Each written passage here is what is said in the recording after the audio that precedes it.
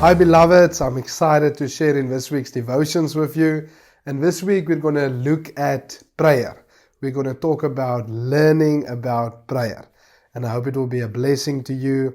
I believe prayer is so important, and it's important for us to know the purpose of prayer and how we can pray effective prayers. And this week I'm going to talk about 5 different things about prayer, and each of them will start with a letter P.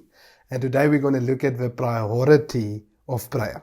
But before we talk about the priority of prayer, I want you to know that when we talk about prayer and learning how to pray, it's really not about praying religiously or traditionally.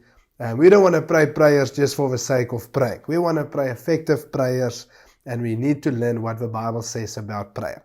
But it's important for us to make prayer a priority in our lives.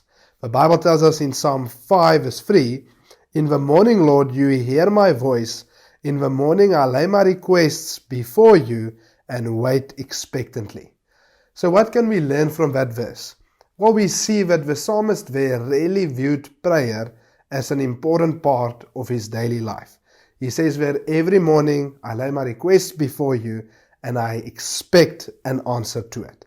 So that doesn't mean we should only pray in the morning, or we can only pray in the morning, but it does show us that prayer should be a priority. We also read in Acts 2 verse 42, it says, "All the believers devoted themselves to prayer."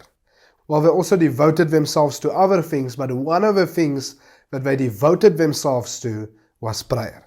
And if we want to be as effective as the early church, we also need to devote ourselves to prayer. Prayer is so important. I want to read this quote to you by Charles Swindoll. He said, "Prayer is an investment. The time you dedicate to prayer isn't lost.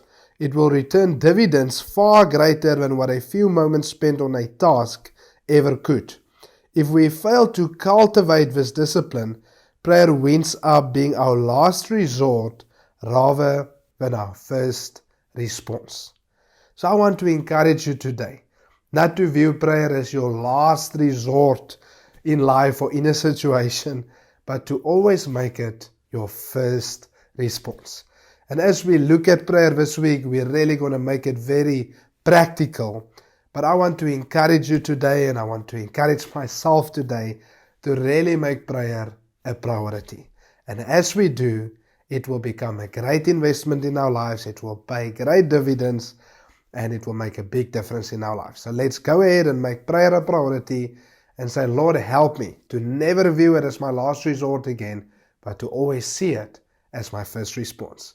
Remember today, you are highly favored and deeply loved.